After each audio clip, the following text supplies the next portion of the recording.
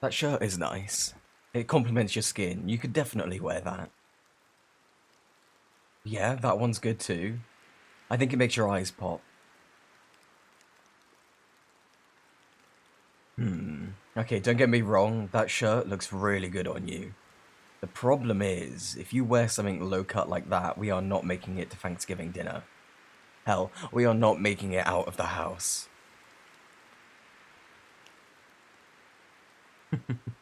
Sorry, baby. I'm trying to be helpful, but there is nothing in that closet that could make you any less beautiful, or more importantly, any less like the amazing, perfect partner you are.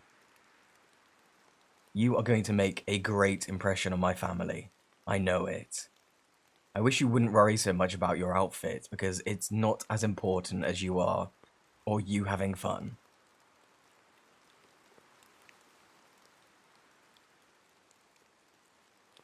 Yeah, I like those pants. Again, I like them so much, I'd be okay staying here and having you for dinner. Shut up. You think I'm so funny, and I know it.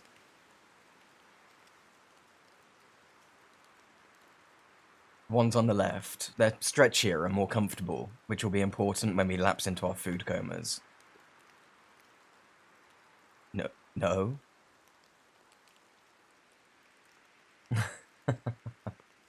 Did you really just ask me if they make you look like a tramp? Who says that? You never say that.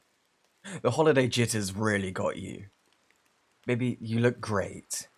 You could show up in a trash bag and flip-flops and they would not care.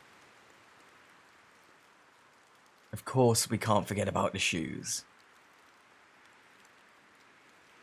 No, not the ones on the right, definitely. Those are a little formal, especially with the outfit. Honestly though, this part should be the least of your many unnecessary worries.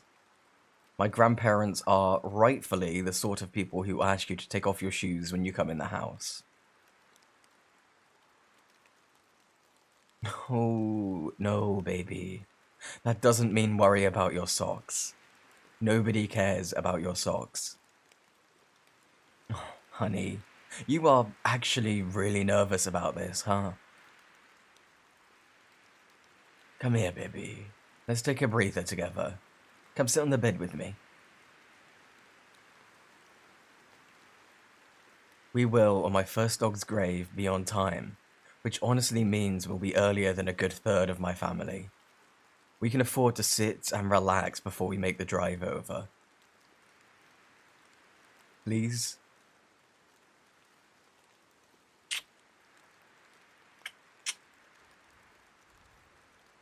What are you so worried about? It's not like this is the first time you've met any of my family. My brother fucking adores you.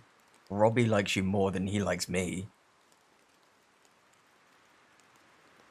More relatives just means more fun, more chaos. More people who are going to love you as soon as I introduce you. You have to know that, right? That they'll love you so much and right away. You make me so happy. I talk about you all the time. Plus, you are insanely out of my league. No one who loves me would sabotage the best thing that's ever happened to me by not loving you. I'm pretty sure Dad would rather give me the shovel talk than you. That's how much he's going to like you. It'll suck for me too, because he could make it really scary if he wanted to. He's very good with a bow and arrow. Oh, yeah. Better than anyone you've met. Dad is a huge Lord of the Rings fan. Like, he could go toe-to-toe with Peter Jackson and Stephen Colbert in a trivia battle sort of fan. Has been since he was a kid. He learned archery because he wanted to be like Legolas. My grandma says he could have been into the Olympics if he really practiced instead of going LARPing every other weekend. Religiously and without shame. He and my uncles, his brothers, his cousins, whoever he could find, they'd go to whoever had the biggest yard and have a blast. Dad probably still has quivers of foam arrows sitting in the attic.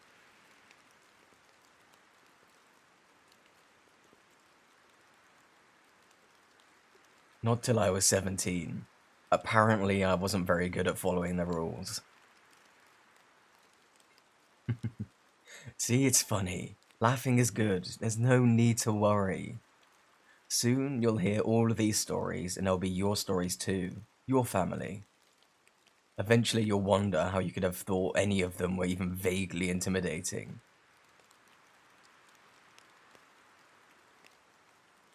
Even less than my dad. He at least got a pretty cool weapon out of his childhood obsession. No, my mum is even less scary than that. She is into Chronicles of Narnia. Tolkien and Lewis were famously close, yeah. That little fact got mentioned in all of their wedding speeches, so I hear. My parents were sort of literally made for each other. Mum can recite each of the book's first chapters word for word. Those were our bedtime stories. Robbie's favourite was The Lion, the Witch, and the Wardrobe, because he's basic like that. Mine was Voyage and the Dawn Treader, because I wanted to be a pirate.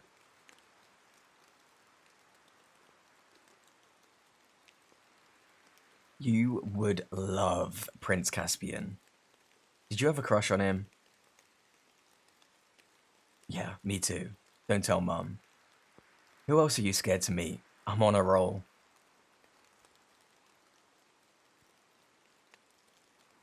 Well, for one thing, my grandparents are the most soft-hearted people you will ever meet. They are just absolute pushovers. Second thing, they are, can you guess? Yeah, huge fucking nerds.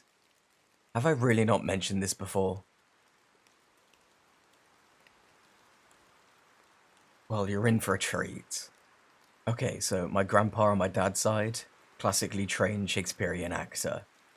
Objectively, so good. He used to make us laugh as kids by doing monologues in the silliest voices and accents he could do, and he can do all of them. The Queen Mab monologue from Romeo and Juliet is weirdly amazing in an Elmo voice. I'll have to ask him to do it for you.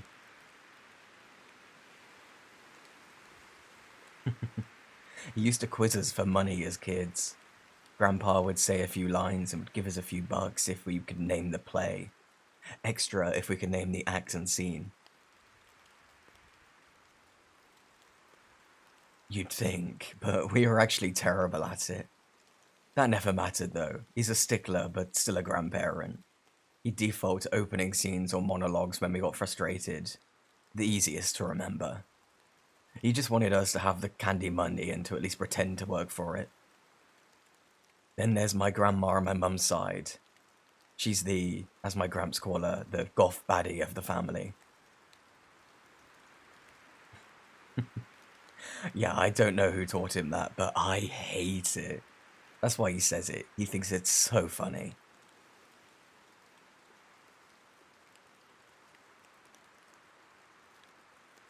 In love, 60 years and counting, since they were kids.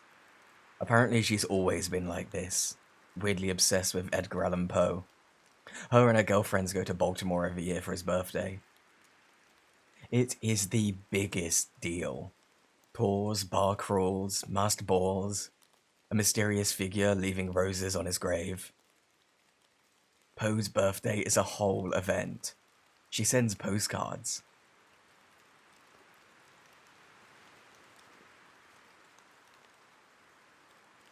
She would have loved to, but for very understandable reasons, Grams wasn't really allowed to share her stories with us. Not that she didn't try. I know, I came from an exceptionally illiterate family. It's like if the History Channel made sitcoms. No, funnily enough. Me and Robbie must have skipped the bookish genes. We like books well enough, of course, but not as much as they would have liked them. Gramps likes to joke it's because of those damn computers and smartphones.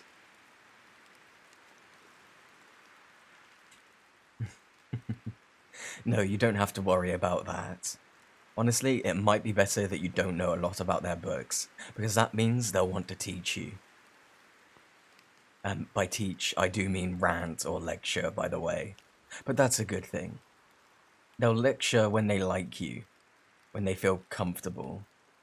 At least pretend to be riveted and an engaged audience, and they'll love you more than I already think they will.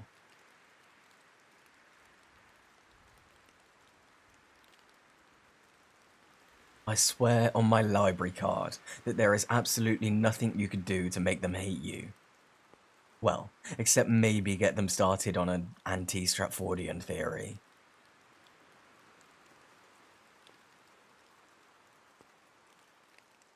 That's the theory that William Shakespeare, the guy was too poor, uneducated, and untravelled to have written his plays, and that some rich guy used him as a pseudonym. That'll get them all riled up in the most hilarious way.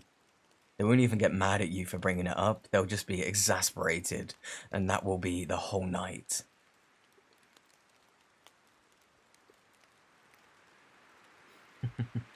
Till the cows come home and the wine runs out. It's so interesting, at least the first time you hear about it. Then it just becomes really fun, but also repetitive rants about classism and anti-intellectualism. Robbie and I have a sort of bingo card for it. Wanna play? Winner gets the last slice of whatever pie Mum made. Well, then we'll have to get it going.